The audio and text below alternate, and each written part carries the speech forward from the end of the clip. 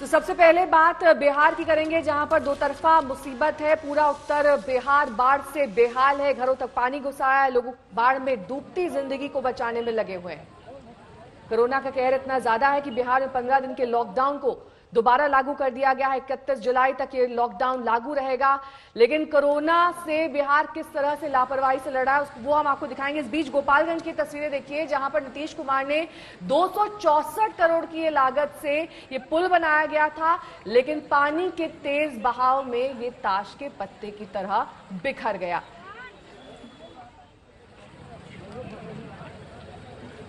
और आरजेडी के नेता तेजस्वी यादव इस वक्त हमारे साथ खुद जुड़ गए हैं। तेजस्वी, एक तरफ तो कोरोना की मार है ही, उस पर हमने देखा किस तरीके से नीतीश सरकार बेपरवाह लापरवाह दिखाई दे रही है, लेकिन ये जो पुल की तस्वीरें हैं ये वाकई बयां करती हैं कि कैसे भ्रष्टाचार में पूरा प्रशासन लिप्त है। कई बार खराब क्वालिटी का मटेरियल लगाया जाता है, 264 करोड़ की लागत दिखाई जाती है और ऐसे पानी में बह जाता है पुल।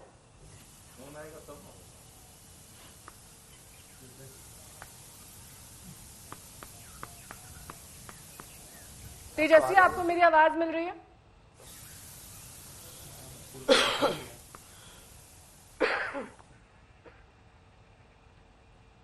चलिए, हम तेजस्वी यादव से फिर एक बार संपर्क करने की कोशिश करेंगे। आवाज उन तक ठीक से पहुंच रही है, लेकिन ये पुल जो है, इस पुल के बाद जो सवाल उठ रहे हैं, लेकिन वो सवाल देश में हर किसी शख्स तक जरूर पहुंच रहे होंगे, क्योंकि एक महीने पहले 16 जून को खुद मुख्यमंत्री नीतीश कुमार ने ही इस पुल का उद्घाटन किया था वीडियो कॉन्फ्रेंसिंग के जरिए। कार्यक्रम बड़ा नहीं हो पाया क्योंकि कोरोना संक्रमण चल रहा है और ऐसे में भीड़भाड़ से बचने की सलाह। लेकिन आप ये देखिए कि जो पुल 8 साल में बनकर तैयार हुआ, वो पहली बारिश में किस तरह से बह गया, उसका एक हिस्सा, उसकी तस्वीर ये सामने। अब ऐसे में जिम्मेदारी तय होनी बहुत जरूरी है। जो इसके लिए जिम्मेदार है, हमारे साथ तेजस्वी यादव अब जुड़ गए हैं। तेजस्वी यादव जी, आज तक पर आपका स्वागत है। तस्वीरें हम दिखा रहे हैं उस पुल की जिसका उद्घाटन खुद मुख्यमंत्री ने एक महीने पहले आज ही की तारीख को किया था, 16 जून। आज 16 जुलाई, पुल का एक हिस्सा बह गया है। हाँ जी, आपने ठीक कहा कि एक महीने में ये 70 घाट जो पुल है वो टूट गया है। सिर्फ पुल ही नहीं टूटा है, बल्कि जो जल संसाधन विभाग का जो बांध जो बना था वो भी साथ में टूटा है। और ये आम बात हो चुकी है बिहार में। बिहार में सब कुछ जो है भगवान भरोसे है। कुछ साल पहले जो है मुख्यमंत्री को कहलगांव भागलपुर में एक उद्घाटन करना था डैम का, वो ठीक उद्घाटन से पहले भी वो ध्वस्त हो गया था, टूट गया था। बिहार में पूरी तरीके से हम कह सकते हैं कि नीतीश जी जो काम कर रहे हैं वो सिर्फ दिखावे के लिए कर रहे हैं। और आनंद फानंद में ये 8 साल लगे पुल को बनने में, 264 करोड़ रुपए का पुल बना और ठीक चुनाव आ गया तो उसको दिखाने के लिए जो है उद्घाटन करने लगे और ये पुल जो है पूरी तरीके से टूट चुका है। हम लगातार कह रहे हैं कि नीतीश कुमार जी संगठित भ्रष्टाचार के भीष्म पितामह हो गए हैं। यहाँ मैं स्पष्ट रूप से ये मांग करूंगा कि इसकी गंभीरता लेनी पड़ेगी और गंभीर होकर के इसकी जांच करा करके और जो मंत्री हैं उनको बर्खास्त तुरंत अविलंब किया जाए और कंपनी को ब्लैकलिस्ट किया जाए और जो रिकवरी अमाउंट है जो रिकवर किया जाए, जितनी भी अमाउंट जो खर्च हुआ है इस पुल की लागत में लगभग 264 करोड़ रुपए, उसकी रिकवरी होनी चाहिए। और ये बिहार जो है, अभी आप सब लोग देख रहे होंगे, जान रहे होंगे कि पूरा उत्तर बिहार जो है बाढ़ से प्रभावित हो चुका है। कई गांव जो हैं वो डूब चुके हैं और इस तरह का हम लोगों को नजारा देखने को मिल रहा है कि पुल भी टूट रहा है और बांध भी टूट रहे हैं। और इस विभाग में मैं दावे के साथ कह सकता हूं, बिना पैसे लिए हुए पैसे लेकर के ट्रांसफर पोस्टिंग जो है वो कराई जाती है। जो मंत्री हैं ये साइकिल से रेंज रोवर पे अब चल रहे हैं, इनकी अकूट संपत्ति है और वो उसको संभालने में लगे हुए हैं। नीतीश कुमार जी को चिंता चुनाव की है, ना कि बिहार की है और बिहार के लोगों की है।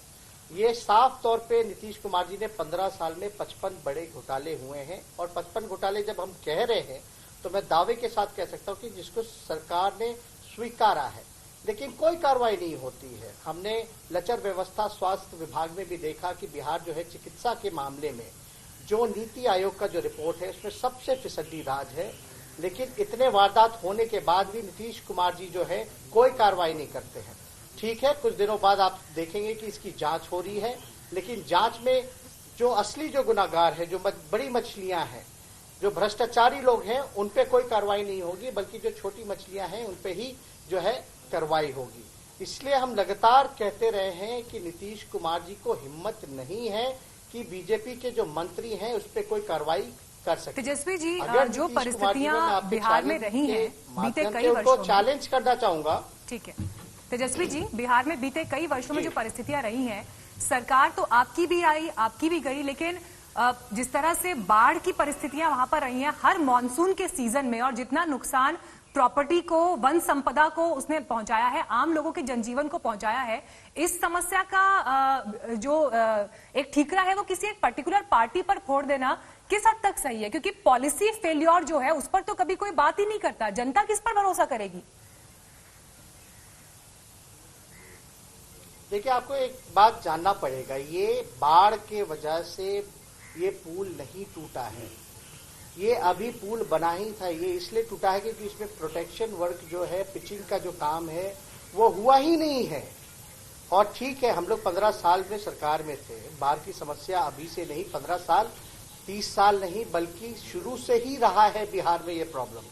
ये इंटरनेशनल इशू है। अभी हम लोगों को देखने को मिला कि जो नेपाल जो है अपने इलाके में जो बांध जो बन रहा था, 18 गेट बिहार में और 18 गेट जो है वो नेपाल साइड में, उन्होंने काम रोक दिया। ये एक इंटरनेशनल इशू है, लेकिन फिर भी जो है बाढ़ को लेकर के हम लोग जब सरकार में थे, अभी महागठबंधन में 2015 में जब जीत करके आए थे, तो हम लोगों ने एक फ्लड कंट्रोल के लिए अलग से सेल बनाया था और सिंचाई के लिए अलग से व्यवस्था कराई थी। और पूरा जो काम है, कंसंट्रेशन है, ये माननीय मुख्यमंत्री नीतीश कुमार जी खुद अपने आवास में भी जल स्तर को लेकर के वो देखते रहते हैं, लेकिन इस पे कोई ठोस काम जो है वो नहीं हो पाया।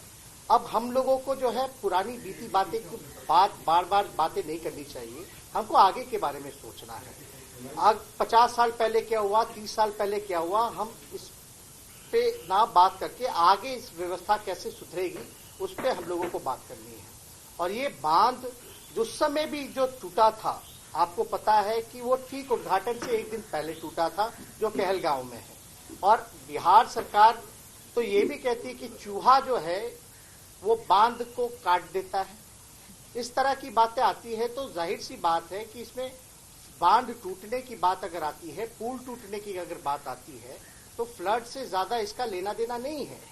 लेकिन सरकार जो है अब तक क्या कार्रवाई की गई है? क्या नीतीश कुमार जी मंत्री का इस्तीफा लेंगे? ये सवाल है। क्या उस मंत्री को बर्खास्त करेंगे? क्या उनमें हिम्मत है? क्योंकि वो मंत्री पथ निर्माण विभाग जो है बीजेपी कोटे में आता है, नंद किशोर जी जो है पथ निर्माण मंत्री है। क्या जो कंपनी को ब्लैकलिस्ट करेंगे, जो अमाउंट जो है वो क्या रिकवर करवाएंगे? ये बड़ी बात है। और जो अब तक नीतीश जी के राज में 55 बड़े घोटाले हुए, क्या अब तक कोई भी दोषी भ्रष्टाचारी जो है, दोषी जो है, उस पर क्या कार्रवाई की गई है? आज देखिएगा, किसी पे तो जिम्मेदारी तय होनी चाहिए। आखिर ये जिम्मेदारी किस पे तय होगी? नीतीश जी, आप हम सवाल मुख्यमंत्री से नहीं पूछेंगे, तेजस्वी जी से नहीं पूछेंगे। तेजस्वी जी, आप ये कह रहे हैं कि नीतीश जी ने जिस तरीके से वहां पर बिहार में सुशासन बाबू का दर्जा पा लिया है, दरअसल ये एक मिसनोमर है। किसी तरीके से वहां पर सुशासन दिखता नहीं है। कुछ तस्वीरें आज हमने सुबह से ही देखी, कैसे एक कोविड सेंटर के बाहर इतना जल जमाव है कि वहां पर डॉक्टर्स को ठेले तक से इस कोविड सेंटर तक पहुंचना पड़ रहा है। ये सुपौल की तस्वीर हम अपने दर्शकों को दिखा रहे हैं। ये कैसी व्यवस्था है यहाँ पर तेजस्वी जी, जिसमें जब कोरोना, जब सबसे बड़ी महामारी से बिहार ही नहीं पूरा देश जूझ रहा है, ऐसे में लगातार जो है वर्चुअल रैली के जरिए चुनाव पर नजर है पूरे बिहार में प्रशासन की, और साथ ही जिस तरीके से लगातार ये वर्चुअल रैलीज की जा रही है, फोकस तो इस वक्त कोरोना होना चाहिए ना। कैसे लोगों को बचाया जाए, कैसे उनकी जान बचाई जाए, कैसे डॉक्टर्स और नर्सेस तक सुविधाएं पहुंचाई जाए, यही फोकस होना चाहिए ना इस वक्त। तो देखिए, हम तो चीख चीख के यही कहते रहे हैं। आपको पता भी है, हमने थाली भी पीटने का काम किया जब बीजेपी के लोग जो है वर्चुअल रैली कर रहे थे, विचार रैली कर रहे थे। और मेरे ख्याल से ये सत्ता में जो लोग बैठे हैं, इनको चुनाव की ज्यादा चिंता है, लोगों की जान की चिंता एकदम नहीं है, इनको अपनी कुर्सी की चिंता है। जो आपने कोविड जो सेंटर की बात की, वो सुपौल में है। हमने इस पे ट्वीट भी किया था कि किस प्रकार से डॉक्टर जो है ठेला पे जा रहा है। आपको पता है कि जल जमाव की स्थिति जो है पटना जो राजधानी है वहाँ किस प्रकार से बनी रहती है।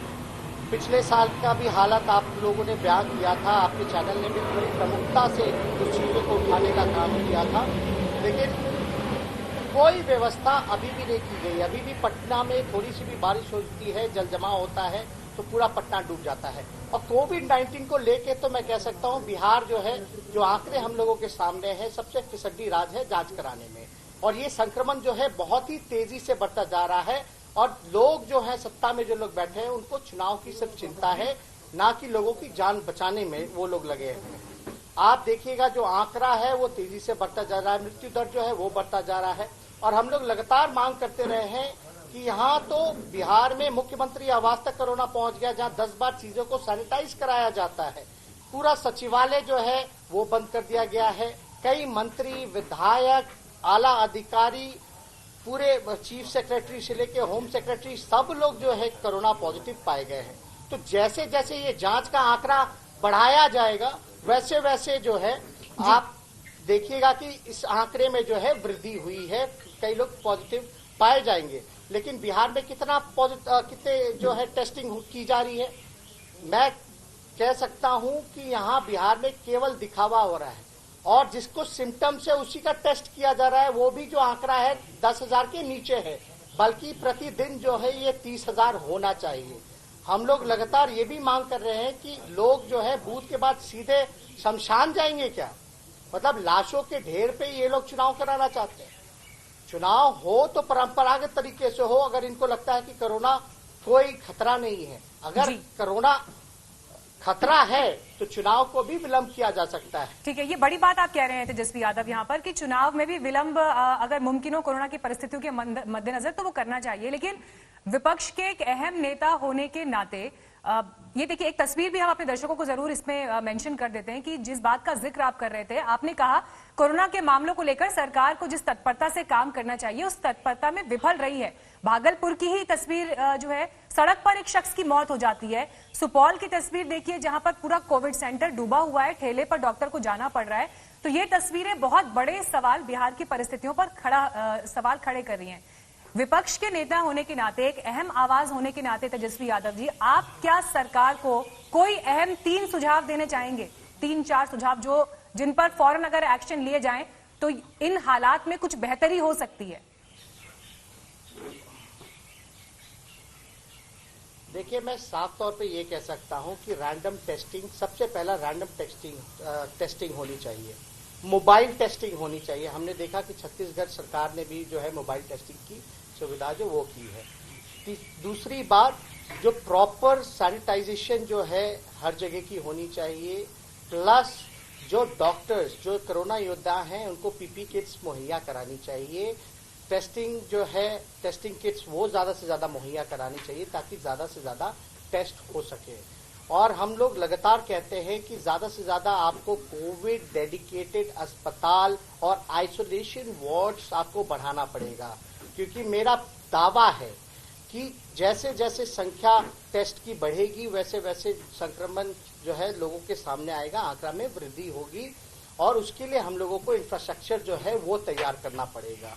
और चौथी चीज ये है कि लोगों के बीच जो है, आपने देखा होगा जब से अनलॉक हुआ है तब से लोग भी जो हैं इस चीजों को लाइटली लेने लगे हैं। तो सरकार को जागरूकता अभियान जो है, लोगों को बीच में जाकर के ये सारी बातें बतानी पड़ेगी कि ये कितना बड़ा महामारी है जो सीधे जान पे जो है वार करता है, हमला करता है, लोगों की जान जो है इससे नुकसान है। तो अवेयरनेस जो है लोगों के बीच ज्यादा से ज्यादा बढ़ानी होगी। और पांचवी सलाह ये होगी कि मुख्यमंत्री केवल कागजातों पर ही समीक्षा ना करे बल्कि चीजों को भी देखे और जाने, क्योंकि स्थिति जो है कुछ और पाई जाती है, उनको आला अधिकारी क्या कहते हैं वो मान लेते हैं और बाकी में ये सुझावों का तो आपने जिक्र किया, सरकार को ये माननी भी चाहिए तेजस्वी जी, लेकिन हमारे पास एक तस्वीर है। पूरा मशीनरी जो है, पूरा मशीनरी तेजस्वी जी, अगर टीवी आपके सामने इस वक्त चल रहा हो तो एक बहुत अहम तस्वीर है जिसमें आपकी ही पार्टी के एक नेता किस तरह से खुलेआम,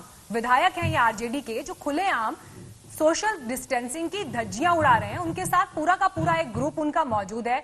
देखिए, मास्क तो मुझे दिख नहीं रही किसी के चेहरों पर, और कितने करीब करीब सब लोग खड़े हैं, और इस बात की क्या गारंटी है कि इनमें से कोई भी संक्रमित ना हो। लेकिन खास तौर पर जब आप एक संवैधानिक पद पर हैं, चुने हुए प्रतिनिधि हैं, अगर चुने हुए प्रतिनिधि ऐसा करेंगे तेजस्वी जी, तो सिर्फ सरकार पर आरोप लगा देना किस हद तक सही है? अपनी जिम्मेदारी भी तो कहीं पर लेनी पड़ेगी ना विपक्ष के नेताओं को।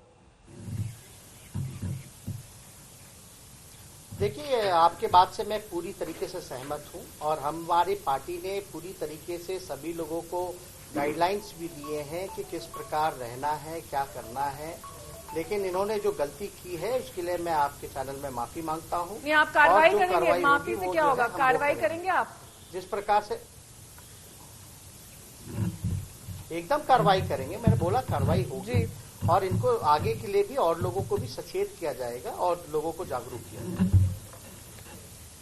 तेजस्वी जी, जिस तरीके से 3 अलग अलग तस्वीरें हमने आपको दिखाई, एक तस्वीर तो आप ही के विधायक की है, 2 तस्वीरें दिखाई किस तरीके से कोविड सेंटर डूबा हुआ है, तीसरी तस्वीर एक ऐसे शख्स की थी जो 4-5 घंटे तक यूं ही पड़ा रहा, कोई सुध नहीं लेने आया, उसकी लाश इस तरीके से पड़ी थी। ये तमाम बातें दिखाती हैं कि बिहार में किस तरीके से चीजें इस वक्त बिगड़ रही हैं। स्थिति जो है वो नियंत्रण से बाहर हो रही है। खास तौर पर जब से जो है प्रवासी मजदूर वहां पर लौटे हैं, ये कहा गया था कि अचानक से संक्रमितों की संख्या बढ़ जाएगी, लेकिन उसके मुताबिक ना तो टेस्ट बढ़ाए गए, ना सुविधाएं बढ़ाई गई, और अब ये गैप इतना ज्यादा बढ़ गया है कि कैसे इसको काबू में किया जाएगा। अगर आपकी इस वक्त व्यवस्था होती, आपकी इस वक्त सरकार होती, तो क्या प्राथमिकताएं होती आपकी? देखिए, सबसे पहले ये बात समझनी पड़ेगी कि लॉकडाउन जब हुआ तो इसमें सरकार की उसके बाद से जितने भी निर्णय रहे वो कंफ्यूज रहे, और क्या निर्णय लेना है इसमें जो है काफी देरी लगाई गई। आप देखे होंगे कि जितना मिसमैनेजमेंट बिहार में हुआ, खासतौर पे जब प्रवासी मजदूरों को लाने की बात की जा रही थी, तो 2 महीने लग गए उनको लाने में। जो और व्यवस्था जो थी उनको पहुंचाने की, रेलवे स्टेशनों से लेकर के क्वारंटाइन सेंटर्स तक पूरी तरीके से भगवान भरोसे छोड़ दिया गया था। कोई सोशल डिस्टेंसिंग नहीं, कुछ पालन नहीं, बल्कि जो सेंटर्स थे वहां की भी हालत हम लोगों ने देखी, क्वारंटाइन सेंटर्स की, कि खाने को नहीं है, पीने को नहीं है। तो ठीक है, बहुत बहुत शुक्रिया तेजस्वी जी, आप हमारे साथ जुड़े और इस तमाम चर्चा को आगे बढ़ाया।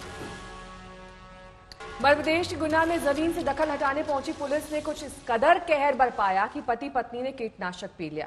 वीडियो वायरल हुआ तो सरकार हरकत में आई, उसकी नींद टूटी, गुना के कलेक्टर और एसपी को पद से हटा दिया गया है।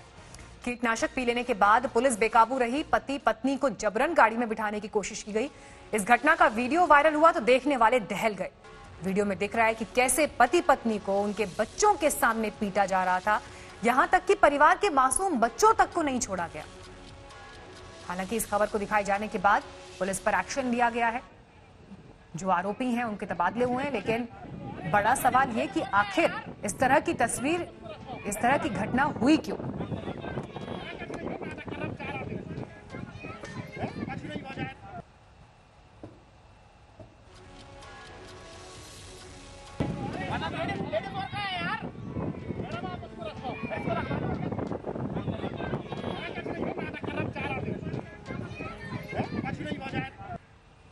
वो फील्ड में हमारा टीम गया था, तो पुलिस के साथ वो लोग गया था, वहाँ पे सीमांकन वगैरह कर रहा था।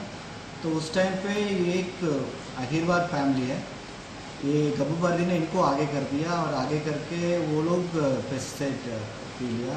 तो तुरंत प्रशासन और ये लोग इमीडिएटली उनको कंट्रोल में लिया। वो लोग पेस्टिसाइड और पीने में नियंत्रण किया, और इमीडिएटली डीएच में भर्ती भी किया, सो दैट अभी वो लोग ठीक ठाक है। अभी हॉस्टल में उनका इलाज चल रहा है। कल से हर समय इनका स्वास्थ्य का इम्प्रूवमेंट हो रहा है। राहुल गांधी जी की जब सरकार थी मध्य प्रदेश में, तो प्रीपेड व्यवस्था से अधिकारी पोस्ट होते थे, और जब वो प्रीपेड अधिकारी रहते थे तब ऐसी दिक्कत आती थी। यहाँ तो घटना की जानकारी आते ही कलेक्टर, एसपी, आईजी सारे बदल दिए। मध्य प्रदेश है या कानून का राज है, पुलिस कानून का पालन कराएगी, और नहीं हो पाएगा तो जेल भेज देगी। कमलनाथ जी तो कह रहे हैं कि जंगल राज की शुरुआत है। कमलनाथ जी के सरकार में बनी तो 2 बच्चे सतना से अपहृत हुए, डेड बॉडी ही आई थी। हमारे लाख विधानसभा में चिल्लाने के बाद भी उनके यहाँ अपराधी पकड़े ही नहीं जाते थे, संरक्षण दिया जाता था। यहाँ तो तत्काल कार्रवाई होती है, कोई कितना भी बड़ा अफसर हो अगर लापरवाही करेगा तो नाप दिया जाएगा। रवीश पाल सिंह हमारे संवाददाता इस वक्त तमाम जानकारी के साथ हमारे साथ जुड़ गए हैं। रवीश, प्रदेश के गृह मंत्री ये कह रहे हैं कि तत्काल कार्रवाई की गई, बड़ी बात है, पहले तो कार्रवाई भी नहीं होती थी। ऐसे इस तरीके से स्टेटमेंट दिया गया जैसे कि जो गलती थी वो पकड़ी गई, उसके बाद एक्शन हो गया, यहीं तक काफी है। देखिए, गृह मंत्री कह रहे हैं, लेकिन आपको बता दें कि तत्काल कार्रवाई में भी 24 घंटे से ज्यादा का वक्त लगा, क्योंकि घटना तो मंगलवार दोपहर 2 बजे के करीब की है और कार्रवाई हुई है बुधवार रात करीब 10, साढ़े 10, 11 बजे के करीब। तो ऐसे में तत्काल कार्रवाई तो नहीं है ये, और कांग्रेस भी यही आरोप लगा रही है कि कार्रवाई तो तब हुई जब पूरी घटना का वीडियो जो है वो सोशल मीडिया पे वायरल हो गया। कांग्रेस ने इसे कल दिन भर मुद्दा बनाए रखा, यहाँ तक कि ट्विटर पर मुख्यमंत्री के इस्तीफे की मांग वाला जो हैशटैग था वो दिन भर ट्रेंड होता रहा, 1 लाख से ज्यादा ट्वीट्स के साथ।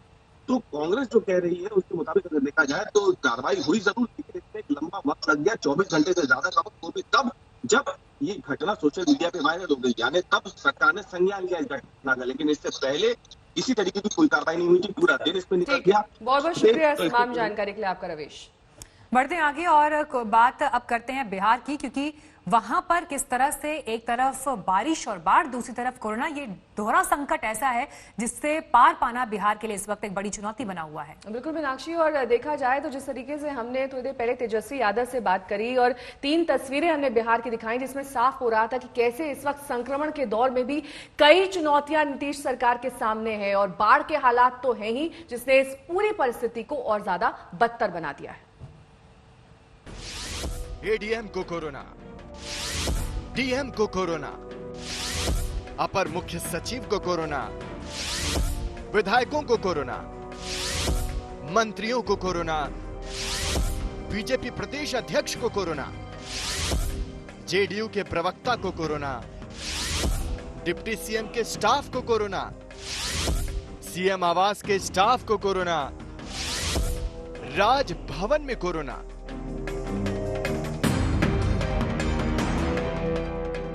क्या अब भी कुछ कहने सुनने की जरूरत है? क्या अब भी ये बताने की जरूरत है कि बिहार में कोरोना से लड़ाई कितनी लापरवाही से लड़ी गई, कितने ढीले तरीके से सामाजिक अनुशासन का पालन हुआ और कोरोना को रोकने में किस हद की कोताही हुई? अब नतीजा आपके सामने है। बिहार में लॉकडाउन की वापसी हो रही है।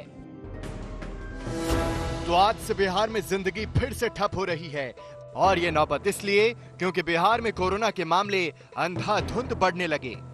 आंकड़ों पर गौर कीजिए। 11 जुलाई को 631 नए मरीज, कुल मरीज 14,575।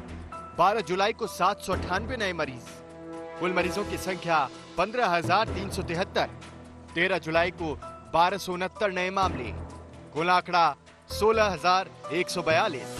14 जुलाई को 1317 नए मामले, कुल आंकड़ा 17,959।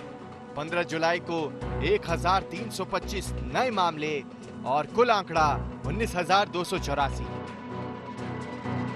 यानी हर दिन के साथ मरीजों की संख्या बढ़ रही है, और ऐसा इसलिए हो रहा है क्योंकि कोरोना का रास्ता रोकने का सख्त इंतजाम नहीं किया गया।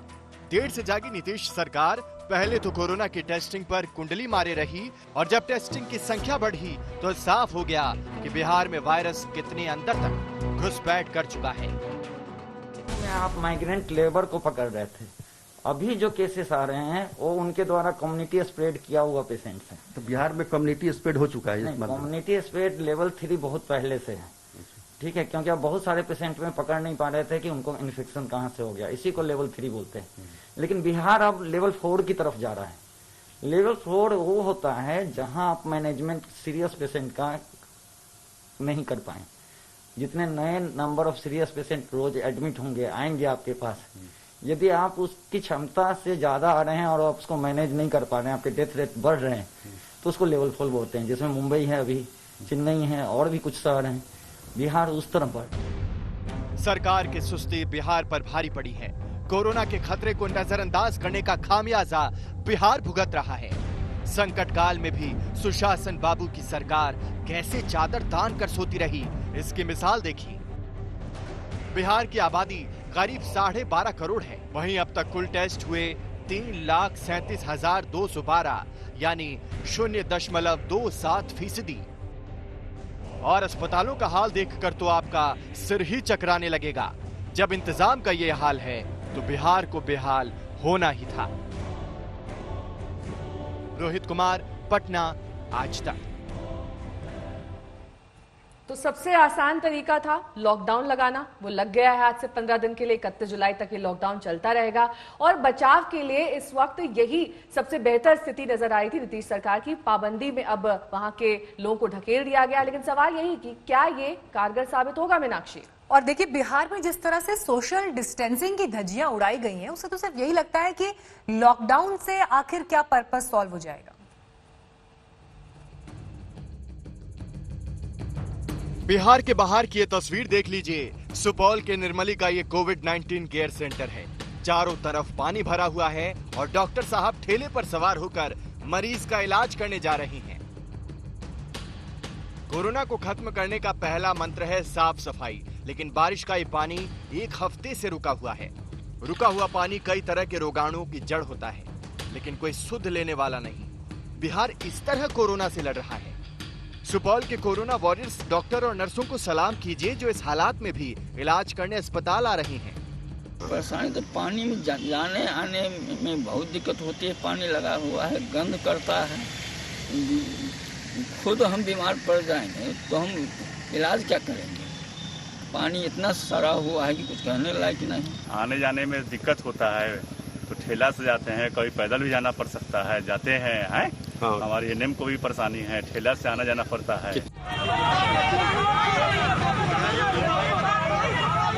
बिहार के बाहर की एक और तस्वीर देखिए। आरा में लोग इस गुस्से में सड़क पर जाम लगाकर हंगामा कर रहे हैं कि कोरोना जांच में मनमानी हो रही है।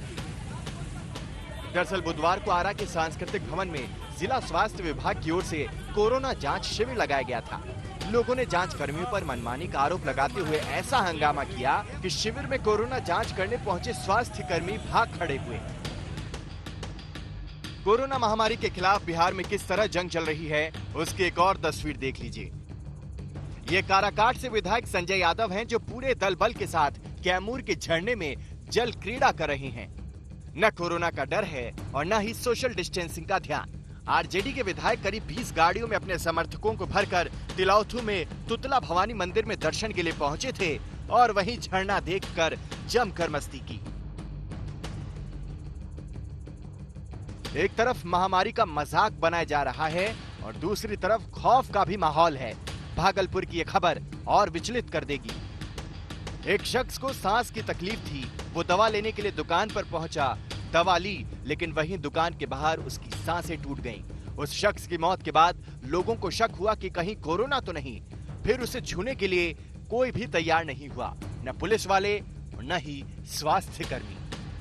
क्या करें, सरकार का ऐसा लाचार है कि कुछ किया ही नहीं।